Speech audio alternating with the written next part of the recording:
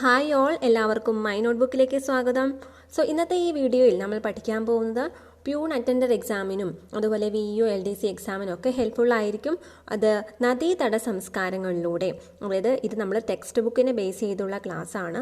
ഈ ക്ലാസ്സിൽ നമ്മൾ പഠിക്കുന്നത് സോഷ്യൽ സയൻസ് ടെക്സ്റ്റ് ബുക്കാണ്. 8ാം ക്ലാസ്സിലെ സോഷ്യൽ സയൻസിൻ്റെ ഒന്നാമത്തെ ഭാഗം അല്ലെ പാർട്ട് 1ൽ നിന്നാണ് എടുത്തിരിക്കുന്നത്. അതിൻ്റെ 2ാമത്തെ ചാപ്റ്ററാണ് നദീതട സംസ്കാരങ്ങളിലൂടെ. ഓക്കെ, അപ്പോൾ അങ്ങനെ ഡിഫറെൻറ്റ് നദീതട സംസ്കാരങ്ങൾ, സിന്ധു നദീതട സംസ്കാരം, അതൊക്കെ എങ്ങനെയാണ് കണ്ടെത്തിയത് അതിനെപ്പറ്റിയാണ് പറയുന്നത്. അപ്പോൾ ഈ നേരത്തെ 1856 മുൾട്ടാനിൽ നിന്ന് ലാഹോറിലേക്ക് ഒരു റെയിൽപാത പണിയുവാൻ ബ്രിട്ടീഷുകാർ തീരുമാനിച്ചു. അങ്ങനെ പാതയുടെ നിർമ്മാണത്തിൻ്റെ ഇടയ്ക്കാണ് അവിടെ കുറച്ച് ചുട്ട ഇഷ്ടികൾ എഞ്ചിനീയർമാർ കണ്ടെത്തിയത്. അപ്പോൾ അത് യൂസ് ചെയ്ത് അവർ ആ പാത നിർമ്മിക്കുകയും ചെയ്തു. അപ്പോൾ ഈ ചുട്ട ഇഷ്ടികൾ എവിടെ നിന്ന് വന്നു എന്ന് അന്ന് അവർക്ക് മനസ്സിലായില്ല. പക്ഷെ അതും കഴിഞ്ഞ് കുറേ നാൾ കഴിഞ്ഞ് 1921 sir John marshal archaeological survey of ഇന്ത്യയുടെ ഡയറക്ടർ ആയിരുന്ന കാലത്താണ് ആ സമയത്ത് നടന്ന ഒരു ഖനനം, അതിനുശേഷമാണ് ഇതൊരു മഹത്തായ സംസ്കാരത്തിൻ്റെ അവശിഷ്ടമാണെന്ന് കണ്ടെത്തിയത്. അപ്പോൾ ഇവിടെ ആദ്യം ശ്രദ്ധിക്കേണ്ടത് ഇന്ത്യയുടെ, അതായത് ആർക്കിയോളജിക്കൽ സർവേ ഓഫ് ഇന്ത്യയുടെ ഡയറക്ടർ ആയിരുന്നു സർ ജോൺ മാർഷൽ. 1921 ഇദ്ദേഹം ഈ സംസ്കാരത്തിൻ്റെ അവശിഷ്ടങ്ങളാണെന്ന് മനസ്സിലാക്കിയത്. ഇനി അപ്പോൾ സിന്ധു നദിയുടെയും അതിൻ്റെ കൈവഴിയുടെയും തീരത്തുള്ള വിവിധ പ്രദേശങ്ങളിലാണ് ഈ സംസ്കാരം ഉണ്ടായിരുന്നത്. അതുകൊണ്ടാണ് ഈ സംസ്കാരത്തിന് സിന്ധു നദീതട സംസ്കാരം എന്ന് പറയുന്നത്. ഓക്കെ, ഇതിൽ ആദ്യത്തെ ഉത്ഖനനം നടന്നത് പാകിസ്ഥാനിലെ ഹാരപ്പയിലായിരുന്നു. അപ്പോൾ ഹാരപ്പ എവിടെയാണ്? പാകിസ്ഥാനിലാണ് ഹാരപ്പ എന്ന് പറയുന്നത്. ഇതിൻ്റെ നേതൃത്വം നൽകിയത് ദയാറാം സാഹിനിയായിരുന്നു. അപ്പോൾ ഇത് ചോദിക്കാറുണ്ട്, ഈ ഹാരപ്പയിൽ ഉത്ഖനനം നടത്തിയതിന് നേതൃത്വം വഹിച്ചത് ആരായിരുന്നു? ദയാറാം സാഹിനിയായിരുന്നു ഇതിന് നേതൃത്വം നൽകിയത്. ഓക്കെ, ഇനി ഈ ഒരു സിന്ധു നദിയുടെ സംസ്കാരം എന്ന് പറയുന്നതിൻ്റെ ആദ്യത്തെ തെളിവുകളൊക്കെ ഈ പാകിസ്ഥാനിലെ ഹാരപ്പയിൽ നിന്ന് ലഭിച്ചതുകൊണ്ട് ഈ സംസ്കാരത്തെ ഹാരപ്പൻ സംസ്കാരം എന്നും വിളിക്കുന്നു. ഓക്കെ, ഇനി പാകിസ്ഥാനിൽ തന്നെ മോഹൻജൊദാരോയിലും ഉത്ഖനനങ്ങൾ നടത്തിയിരുന്നു. അത് നടത്തിയത് RD ബാനർജി ആയിരുന്നു. RD ബാനർജി. അപ്പോൾ ഈ രണ്ട് പേരുകൾ ശ്രദ്ധിച്ചു വെക്കണം. മോഹൻജൊദാരോയിൽ ഉത്ഖനനങ്ങൾ നടത്തിയത് RD ബാനർജി ആയിരുന്നു. അതുപോലെ ഹാരപ്പയിൽ നടത്തിയത് ദയാറാം സാഹിനി ആയിരുന്നു. ഓക്കെ, ഇനി ഇതിൽ പിക്ചേഴ്സ് കൊടുത്തിട്ടുണ്ട്. ഈ sir John marshal, Dayaram Sahni, അതുപോലെ RD ബാനർജിയുടെയൊക്കെ പിക്ചറും കൊടുത്തിട്ടുണ്ട്. അപ്പോൾ ആർക്കിയോളജിക്കൽ സർവേ ഓഫ് ഇന്ത്യയെ പറ്റി ഇവിടെ ഒരു കാര്യം പറഞ്ഞിരിക്കുന്നത് ശ്രദ്ധിക്കൂ. ഇന്ത്യയിൽ പുരാവസ്തു പഠനങ്ങൾക്ക് നേതൃത്വം കൊടുക്കുന്നത് ആർക്കിയോളജിക്കൽ സർവേ ഓഫ് ഇന്ത്യയാണ്. ബ്രിട്ടീഷ് ഭരണകാലത്താണ് ഈ സ്ഥാപനം സ്ഥാപിച്ചത്. അപ്പോൾ നമുക്കറിയാം ആർക്കിയോളജിക്കൽ സർവേ ഓഫ് ഇന്ത്യ എന്തിനാണ്? പുരാവസ്തു പഠനങ്ങൾക്ക് നേതൃത്വം നൽകുന്നതാണ്. ഓക്കെ, ഇനി ഈ ഹാരപ്പൻ സംസ്കാരം എവിടെ മുതൽ എവിടെ വരെയായിരുന്നു? പാകിസ്ഥാന്റെ പടിഞ്ഞാറൻ തീരം മുതൽ നമ്മുടെ ഇന്ത്യയിലെ ഉത്തർപ്രദേശിൻ്റെ അലങ്കീർപൂർ വരെയും വടക്ക് ജമ്മു കാശ്മീർ മുതൽ തെക്ക് നർമ്മദ തീരം വരെയും ഹരപ്പൻ സംസ്കാരം ഉണ്ടായിരുന്നു. ഇനി ഈ സംസ്കാരത്തിൻ്റെ കാലഘട്ടം ഒന്ന് ഓർത്തുവെക്കാം. BC 2700 മുതൽ BC എത്രയാണ്? 1700 വരെയാണ്. 2700 മുതൽ 1700 വരെയാണ് ഈ സംസ്കാരത്തിൻ്റെ കാലഘട്ടമായിട്ട് കരുതുന്നത്. ഓക്കെ, ഇതിൽ സംസ്കാരം ഇപ്പോൾ ഈ പറഞ്ഞിരിക്കുന്ന വിവിധ സംസ്ഥാന കേന്ദ്രങ്ങളാണ് പറഞ്ഞിരിക്കുന്നത്. ഹരപ്പ, സിന്ധു നദിയുടെ സംസ്കാര കേന്ദ്രങ്ങളാണ് ഇവിടെ പറഞ്ഞിരിക്കുന്നത്. ഹരപ്പ, മോഹൻജൊദാരോ, സൂത് കാജന്തോർ, അലങ്കീർപൂർ, ബനവാലി എന്നിങ്ങനെ കൊടുത്തിരിക്കുന്നു. അതുപോലെ കാലിബംഗൻ, ലോഥൽ, ധോളാവീര, റാങ്പൂർ, ഷോർട്ടുഗായ് എന്നിവയൊക്കെ പ്രധാനപ്പെട്ട സ്ഥലങ്ങളാണ്. അതിവിടെ മാർക്ക് ചെയ്തേക്കുന്നത് നിങ്ങൾക്ക് കാണാം. ഇന്ത്യയുടെ പാർട്ടും പാകിസ്ഥാൻ്റെ മാപ്പും കൂടി രണ്ടും കൂടി ഒരുമിച്ച് ചേർത്ത് കാണിച്ചിരിക്കുകയാണ്. ഓക്കെ, അപ്പോൾ ഇന്ത്യയിൽ വരുന്നത് ലോഥൽ, റംഗ്പൂർ, ധോളാവീര അതൊക്കെ വരുന്നു. കാലിബംഗൻ, ബനവാലി, അലങ്കീർപൂർ ഇതെല്ലാം എവിടെയാണ് വരുന്നത്? ഇന്ത്യയിലാണ്. അത് അല്ലാതെ ഇപ്പുറത്ത് വരുന്നത് ഏതൊക്കെയാണെന്ന് നോക്കുക. ഹാരപ്പ, മോഹൻജൊദാരോ, അതുപോലെ സൂത് കാഞ്ചതോർ അതൊക്കെ എവിടെയാണ്? പാകിസ്ഥാനിലാണ്. ഓക്കെ, ഇനി ഇതിൽ ഹാരപ്പയെ പറ്റി പറയുവാണെങ്കിൽ ഈ ഹാരപ്പ, മോഹൻജൊദാരോ എന്നീ നഗരങ്ങൾക്ക് 2 ഭാഗങ്ങളാണ് ഉണ്ടായിരുന്നത്.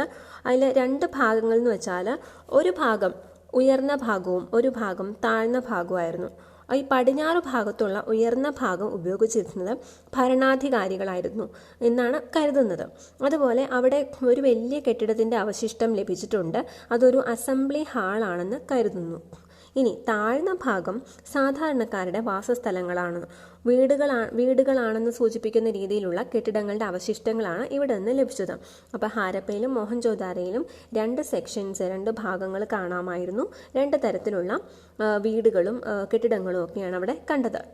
ഇനി ഇവർ നിർമ്മിച്ചിരിക്കുന്ന സ്ഥലങ്ങളൊക്കെ ആസൂത്രിതമായ തെരുവുകളുടെ ഇരുവശങ്ങളിലായിട്ടാണ് വീടുകൾ നിർമ്മിച്ചിരിക്കുന്നത്. വീടുകൾ പലതരത്തിലുള്ളതായിരുന്നു. അതായത് ചിലത് ഒറ്റമുറി വീടായിരുന്നു, ചിലതൊക്കെ കൂടുതൽ മുറികളും മുറ്റവും കിണറും ഒക്കെ ഉള്ളതായിരുന്നു.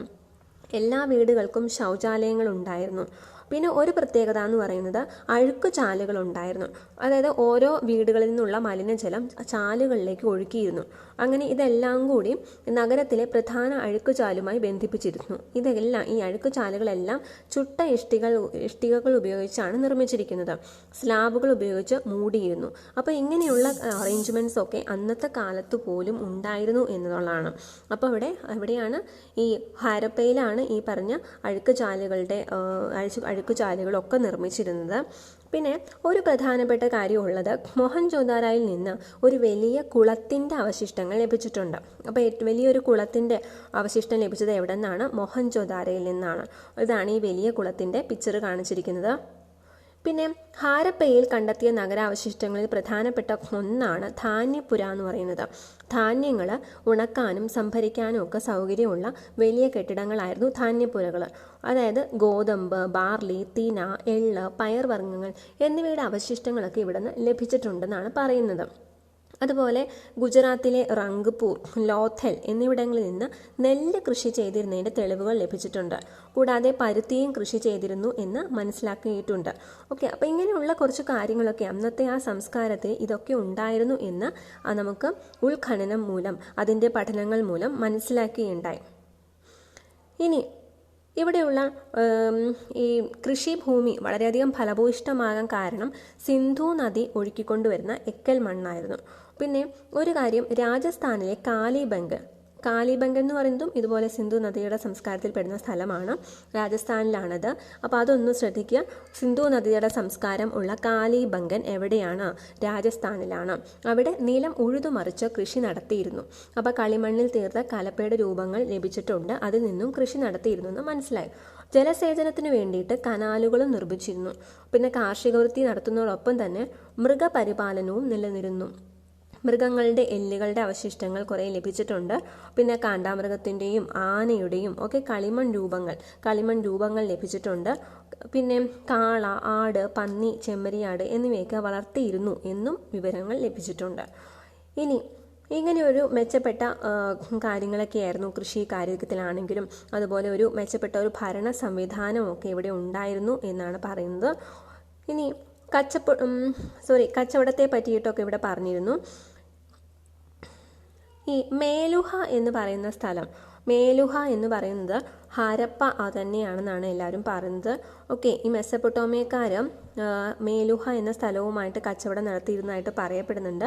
അത് ഈ ഹാരപ്പ തന്നെയാണെന്നാണ് പറയപ്പെടുന്നത്. ഓക്കെ, പിന്നെ കടൽ വഴിയുള്ള വാണിജ്യ കേന്ദ്രത്തിന് ഒന്ന് ഇമ്പോർട്ടൻ്റ് ആയിരുന്നു ലോഥൽ എന്ന് പറയുന്നത്. കാരണം അവിടെ കളിമണ്ണിൽ തീർത്ത പായ്ക്കപ്പലിൻ്റെ രൂപങ്ങളും ഒക്കെ ഉണ്ടായിരുന്നു. അത് കടൽ വഴിയുള്ള കച്ചവടം ഉണ്ടായിരുന്നു എന്നതിനുള്ള തെളിവായിട്ടാണ് പറയുന്നത്. പിന്നെ നാണയങ്ങൾ ഉപയോഗിച്ചതിന് തെളിവുകളൊന്നുമില്ല. പിന്നെ ഒരു കാര്യം, രാജസ്ഥാനിലാണ് ഖേത്രി ഖനി. അപ്പോൾ ഇവിടെ ഇങ്ങനെ ഓരോ പോയിന്റ്സും കാണുമ്പോഴും നമ്മൾ ശ്രദ്ധിക്കണം. കാരണം ഈ അടുത്തിടെ ചോദിച്ച ചോദ്യമാണ്, ഖേത്രി ഖനി എവിടെയാണ്? ചെമ്പ് കിട്ടുന്ന ഖനിയാണത്. ചെമ്പ് ഖനനം ചെയ്യുന്ന ഖേത്രി ഖനി എവിടെയാണ്? രാജസ്ഥാനിലാണ്. അതുപോലെ അഫ്ഗാനിസ്ഥാനിൽ നിന്നും മധ്യേഷ്യയിൽ നിന്നും ഒക്കെ എന്ത് കിട്ടിയിട്ടുണ്ട്? വെളുത്തീയം കിട്ടിയിട്ടുണ്ട്. ഈ ചെമ്പും വെളുത്തീയം ഉപയോഗിച്ച് അവർ വെങ്കലം നിർമ്മിച്ചിട്ടുണ്ട്. വെങ്കലം ഉപയോഗിച്ച് ഉപകരണങ്ങളും ആയുധങ്ങളും ഒക്കെ നിർമ്മിച്ചിട്ടുണ്ട്. ഈ വെങ്കലം ഉപയോഗിക്കുന്നത് കൊണ്ട്, അപ്പോൾ ചെമ്പും വെളുത്തീയം ഉണ്ടായാൽ എന്തുവാകും? വെങ്കലമാകും. ഈ വെങ്കലത്തിൻ്റെ ഉപയോഗം മൂലം ഹാരപ്പൻ സംസ്കാരത്തിന് വെങ്കലയുഗ സംസ്കാരം എന്നും പേരുണ്ട്. വെങ്കലയുഗ സംസ്കാരം ഏതാണ്? ഹാരപ്പൻ സംസ്കാരമാണ്. പിന്നെ ഹാരപ്പയിൽ നിന്ന് പലതരം കരകൗശല വസ്തുക്കളും ഒക്കെ ലഭിച്ചിട്ടുണ്ട്. അതായത് മുദ്രകൾ, കളിമൺ രൂപങ്ങൾ, പാത്രങ്ങൾ, ആഭരണങ്ങൾ എന്നിവയൊക്കെ കാണുന്നുണ്ട്. അതുപോലെ മൃഗരൂപങ്ങൾ പരീക്ഷിച്ചിട്ടുണ്ട്, സ്ത്രീ പുരുഷ രൂപങ്ങളുണ്ട്, വണ്ടികളുടെ രൂപങ്ങളുണ്ട്. ലോഥലിൽ നിന്ന് മുത്ത് നിർമ്മാണ കേന്ദ്രത്തിൻ്റെ തെളിവുകൾ ലഭിച്ചിട്ടുണ്ട്. അതുപോലെ കളിമണ്ണ്, വെങ്കലം, ആമത്തോട് എന്നിവ ഉപയോഗിച്ച് വളകൾ നിർമ്മിച്ചിരുന്നു.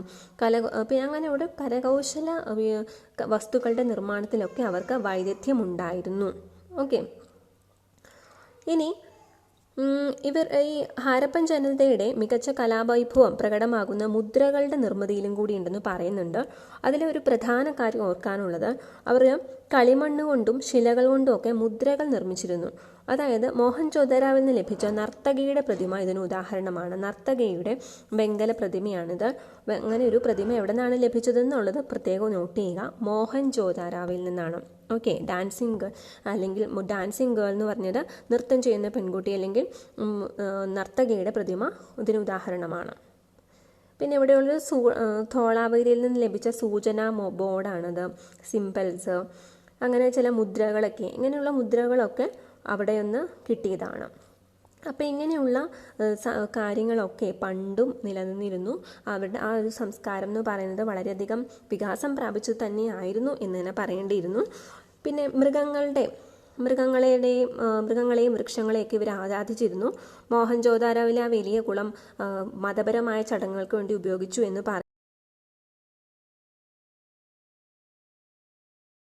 ത്തിൻ്റെ കാര്യത്തിൽ പറയുന്നത് എപ്പോഴും ശിവന്റെ ശില്പങ്ങളാണ് ലഭിച്ചത്, പരമശിവന്റെ ശില്പങ്ങളാണ് ലഭിച്ചതെന്നാണ് പറയപ്പെടുന്നത്. അപ്പോൾ ശിവഭക്തരാണെന്നാണ് പറയുന്നത്. ഇനി 1700 BC-യോടെ ഹാരപ്പൻ സംസ്കാരം ക്ഷയിച്ചു തുടങ്ങി.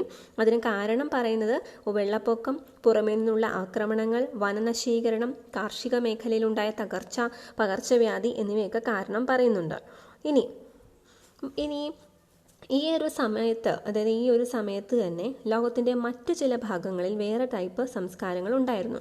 അതൊക്കെയാണ് മെസപ്പൊട്ടോമിയൻ സംസ്കാരം, ഈജിപ്ഷ്യൻ സംസ്കാരം, ചൈനീസ് സംസ്കാരം എന്നിവയൊക്കെ. അപ്പോൾ ഈ ഒരു സംസ്കാരങ്ങളെല്ലാത്തിലും തന്നെ വെങ്കലത്തിൻ്റെ ഉപയോഗമുണ്ട്.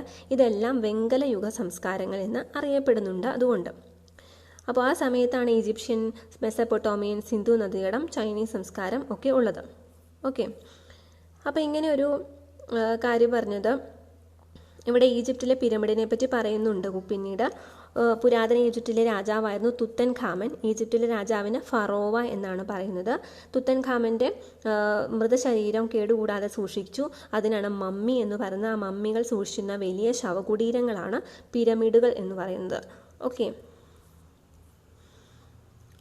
പിന്നെ ഇവിടെ ഒരു പ്രധാനപ്പെട്ട കാര്യം വരുന്നത് ഈജിപ്തിലാണെങ്കിൽ നൈൽ നദീതടത്തിലാണ് ഈജിപ്ഷ്യൻ സംസ്കാരം വളർന്നു വന്നത്. ഈജിപ്ഷ്യൻ സംസ്കാരം എവിടെയായിരുന്നു? നൈൽ നദീതടത്തിലാണ്. പിന്നെ അവർ പ്രാചീന ഈജിപ്ഷ്യൻ ജനത ഒരു എഴുത്തുവിദ്യ രൂപപ്പെടുത്തിയിരുന്നു. അത് ഒരു ഇമ്പോർട്ടൻ്റ് ആണ്, ചോദിച്ചിട്ടുണ്ട് അതിൻ്റെ ചോദ്യം. അതായത് ഈജിപ്ഷ്യൻ സംസ്കാരത്തിലുണ്ടായിരുന്ന എഴുത്തുവിദ്യ, അതിൻ്റെ പേരാണ് ഹൈറോഗ്ലിഫിക്സ് എന്നാണ് എഴുത്തുവിദ്യ. അതിൻ്റെ അർത്ഥം വിശുദ്ധമായ എഴുത്ത് എന്നാണ്. പാപ്പിറസ് ചെടിയുടെ ഇലകളിലാണ് അവർ എഴുതാൻ ഉപയോഗിച്ചത്. ഈ പാപ്പിറസ് എന്ന പേരിൽ നിന്നാണ് പേപ്പർ എന്ന ഇന്നത്തെ പേരുണ്ടായത് തന്നെ. ഓക്കെ, ഈ ഹൈറോഗ്ലിഫിക്സ് ലിപി ആദ്യമായി വായിച്ചത് ഷംപോലിയോ എന്ന ഫ്രഞ്ച് പണ്ഡിതനായിരുന്നു. ഓക്കെ, പിന്നീട് ഇവിടെ പറയുന്നത് പല കാര്യങ്ങളും, അതായത് ഒരുപാട് അറിവുകൾ അവർക്കുണ്ടായിരുന്നു. അവരൊരു കലണ്ടർ തയ്യാറാക്കി. ഒരു 30 ദിവസങ്ങളുള്ള 12 മാസങ്ങളായിട്ട് അവർ ഒരു വർഷത്തെ വിഭജിച്ചു. പിന്നെ ത്രികോണം, ചതുരം എന്നിവയുടെയൊക്കെ വിസ്തൃതി കണക്കാക്കാൻ അവർക്ക് അറിയാമായിരുന്നു. നിഴലിനെ ബേസ് ചെയ്തിട്ട് സമയം കണക്കാക്കുന്ന സൂര്യഘടികാരം, അതുപോലെ ജലത്തിൻ്റെ പ്രവാഹത്തിൻ്റെ അടിസ്ഥാനത്തിൽ സമയം നിർണ്ണയിക്കുന്ന ജലഘടികാരം, സൂര്യഘടികാരം, ജലഘടികാരം എന്നിവയൊക്കെ അവർക്ക് ഉണ്ടായിരുന്നു. പിന്നെ പ്രതിമാ നിർമ്മാണത്തിലും അവർ വിദഗ്ധരായിരുന്നു. അവരുടെ ഒരു പ്രസിദ്ധമായ ഒരു പ്രതിമയാണ് ഇവിടെ നിങ്ങൾക്ക് കാണാം. അതായത് മനുഷ്യൻ്റെ തലയും സിംഹത്തിൻ്റെ ഉടലുമുള്ള പ്രതിമയാണിത്, സ്ഫിങ്സ് എന്ന പ്രതിമ. അപ്പോൾ മനുഷ്യൻ്റെ തലയും സിംഹത്തിൻ്റെ ഉടലും ഉള്ള പ്രതിമ ഏതാണ്? സ്ഫിങ്സ്. ഓക്കെ, അതാണ് ഈജിപ്ഷ്യൻ സംസ്കാരത്തെ പറ്റി പറയുന്നത്. പിന്നീടാണ് മെസപ്പൊട്ടോമിയൻ സംസ്കാരം. ഇന്നത്തെ ഇറാഖ് ഉൾപ്പെടുന്ന പ്രദേശത്താണ് ഈ മെസപ്പൊട്ടോമിയൻ സംസ്കാരം വരുന്നത്. ആർമീനിയൻ പർവ്വതത്തിൽ നിന്ന് ഉത്ഭവിച്ച പേർഷ്യൻ കടലിൽ പതിക്കുന്ന 2 നദികളാണ് യൂഫ്രട്ടീസും ടൈഗ്രീസും. ഈ യൂഫ്രട്ടീസ്, ടൈഗ്രീസ് എന്നീ നദികൾക്കിടയിലുള്ള പ്രദേശമാണ് പ്രാചീന മെസപ്പൊട്ടോമിയ. മെസപ്പൊട്ടോമിയ എന്നുള്ളതിൻ്റെ അർത്ഥം 2 നദികൾക്കിടയിലുള്ള പ്രദേശം എന്നാണ്. യൂഫ്രട്ടീസ്, ടൈഗ്രീസ് എന്നീ നദികൾ അതിനിടയ്ക്കുള്ളതാണ് മെസപ്പൊട്ടോമിയ എന്ന് പറയുന്നത്. ഇനി അവിടെ ഉണ്ടായിരുന്ന പല സംസ്കാരങ്ങളാണ് സുമേറിയൻ, ബാബിലോണിയൻ, അസീറിയൻ, കാൽഡിയൻ എന്നീ സംസ്കാരങ്ങളൊക്കെ വരികയും അതുപോലെ തന്നെ പോവുകയും അസ്തമിക്കുകയും ചെയ്തു. ഇനി മെസപ്പൊട്ടോമിയയിലെ പ്രധാനപ്പെട്ട നഗരങ്ങളായിരുന്നു ഉറുക്ക്, ലഗാഷ് എന്നിവയൊക്കെ. അപ്പോൾ അങ്ങനെ കുറേ കാര്യങ്ങൾ പറഞ്ഞു. ഇനി അവിടെ നമ്മൾ ഈജിപ്ഷ്യൻ സംസ്കാരത്തിലൊരു എഴുത്തുലിപി പറഞ്ഞില്ലേ, എഴുത്തുവിദ്യ, അതുപോലെ മെസോപ്പൊട്ടോമിയയിലെ എഴുത്തുവിദ്യയാണ് ക്യൂണിഫോം. ആ ലിപികൾക്ക് ആപ്പിൻ്റെ ആകൃതിയായിരുന്നു. അപ്പോൾ ഇങ്ങനെ മണ്ണ് കുഴച്ചുണ്ടാക്കിയ ഇതുപോലുള്ള ഫലകങ്ങളിലാണ് അവർ എഴുത്താണി ഉപയോഗിച്ച് എഴുതിയിരുന്നത്. പിന്നെ ജ്യോതിശാസ്ത്രം, ഗണിതശാസ്ത്രം എന്നീ വിഭാഗങ്ങളിലൊക്കെ അവർക്ക് നല്ല അറിവുകളായിരുന്നു. ഇവരും കലണ്ടർ തയ്യാറാക്കിയിരുന്നു. ഇനി പ്രാചീന മെസപ്പൊട്ടോമിയൻ ജനതയുടെ നിർമ്മാണ വൈഭവത്തിന് തെളിവാണ് സിഗുറാത്തുകൾ. ഈ കാണുന്ന പിക്ചറാണിത്. സിഗുറാത്തുകൾ എന്ന ആരാധനാലയങ്ങൾ സ്ഥാപിച്ചത് ആരാണ്? മെസപ്പൊട്ടോമിയക്കാർ. അടുത്തതാണ് ചൈനീസ് സംസ്കാരം ഹൊയാൻഹോ നദീതടത്തിലാണ് വളർന്നു വന്നത്. കൃഷിയായിരുന്നു ഈ സംസ്കാരത്തിൻ്റെ അടിത്തറ. അവർക്ക് കൂടാതെ നെയ്ത്ത്, മൺപാത്ര നിർമ്മാണം, പട്ടുവസ്ത്ര നിർമ്മാണം എന്നിവയും ഉണ്ടായിരുന്നു. അക്ഷരങ്ങൾക്ക് പകരം ചിത്രങ്ങൾ ഉപയോഗിച്ചാണ് ഇവർ എഴുതിയത്. പിന്നീട് ഈ ചിത്രങ്ങൾക്ക് പകരം ചിഹ്നങ്ങൾ വന്നു. അതിന് സിമിലർ ആയിട്ടുള്ള ചിഹ്നങ്ങൾ വന്നു. അപ്പം ഇവർ തയ്യാറാക്കിയ കലണ്ടറിൽ ഒരു വർഷത്തിൽ 365 ദിവസം ഉണ്ടായിരുന്നു. അങ്ങനെയൊക്കെയാണ് പറയുന്നത്. അപ്പോൾ ഈ ഒരു ചാപ്റ്ററിൽ മൊത്തമായിട്ട് പഠിക്കുന്ന ഇതൊക്കെയാണ്: സിന്ധു നദിയുടെ സംസ്കാരം, ഈജിപ്ഷ്യൻ, മെസപ്പൊട്ടോമിയൻ, ചൈനീസ് സംസ്കാരം. ഓക്കെ, സിന്ധു നദിയുടെ സംസ്കാരത്തിൽ പ്രധാനമായിട്ടും വന്ന ഇതൊക്കെയാണ്: നഗരാസൂത്രണം, കൃഷി, കരകൗശലം, ലിപി, തകർച്ചയുടെ കാരണങ്ങൾ നമ്മൾ പഠിച്ചു. ഇനി ഈജിപ്ഷ്യൻ സംസ്കാരം നൈൽ നദീതടത്താണ്. ഹൈറോഗ്ലിഫിക്സ് എന്ന ലിപിയുണ്ട്. പിരമിഡുകളും സ്വിങ്സും ഒക്കെയാണ് പ്രധാനപ്പെട്ട കാര്യം. പിന്നെ കലണ്ടർ, സൂര്യഘടികാരം, ജലഘടികാരം ഒക്കെ ഈജിപ്ഷ്യൻ സംസ്കാരത്തിൻ്റെതാണ്. പിന്നെ മെസപ്പൊട്ടോമിയൻ സംസ്കാരം യൂഫ്രട്ടീസ്, ടൈഗ്രീസ് നദീതടത്തിലാണ്. അതിനിടയ്ക്കുള്ളതായതുകൊണ്ടാണ് മെസപ്പൊട്ടോമിയ എന്ന പേര് വന്നത്. ക്യൂണിഫോം എന്ന ലിപിയുണ്ട് അവർക്ക്. സിഗുറാത്തുകൾ ഇവരുടെ അവരുടെ ഒരു നിർമ്മാണ വൈഭവത്തിന് ഒരു ഉദാഹരണമാണ്. പിന്നെ കലണ്ടർ, ഗണിതശാസ്ത്ര രംഗത്തെ നേട്ടങ്ങൾ എന്നൊക്കെ അവരുടെ പ്രത്യേകതയാണ്. ചൈനീസിലാണെങ്കിൽ അത് ഹൊയാൻഹോ നദീതടത്താണ്. എഴുത്തുവിദ്യ ഉണ്ടായിരുന്നു. അത് ചിത്രങ്ങൾ ഉപയോഗിച്ചാണ്. പിന്നീട് അത് ചിഹ്നങ്ങളായി മാറി. പട്ടുതുണി നിർമ്മാണത്തിൽ പ്രസിദ്ധമായിരുന്ന ചൈനീസുകാരാണ്. പിന്നീട് അവരും കലണ്ടർ നിർമ്മിക്കുകയുണ്ടായി. 365 ദിവസം ഉണ്ടായിരുന്നു. അപ്പോൾ ഇത്രയും കാര്യങ്ങളാണ് നദീതട സംസ്കാരത്തെ പറ്റി അറിയുന്നത്. നിങ്ങൾക്ക് ഈ വീഡിയോ പ്രയോജനപ്പെട്ടു എന്ന് തന്നെ കരുതുന്നു. Thank you for watching this lesson. ഇഷ്ടമായെങ്കിൽ ലൈക്ക് ചെയ്യുക, ഷെയർ ചെയ്യുക, കമൻറ്റ് ചെയ്യുക. ഇത് ഒരുപാട് ലെങ്തി ആയി പോയതുകൊണ്ടാണ് സ്പീഡിൽ പറയുന്നത്. Thank you so much for watching.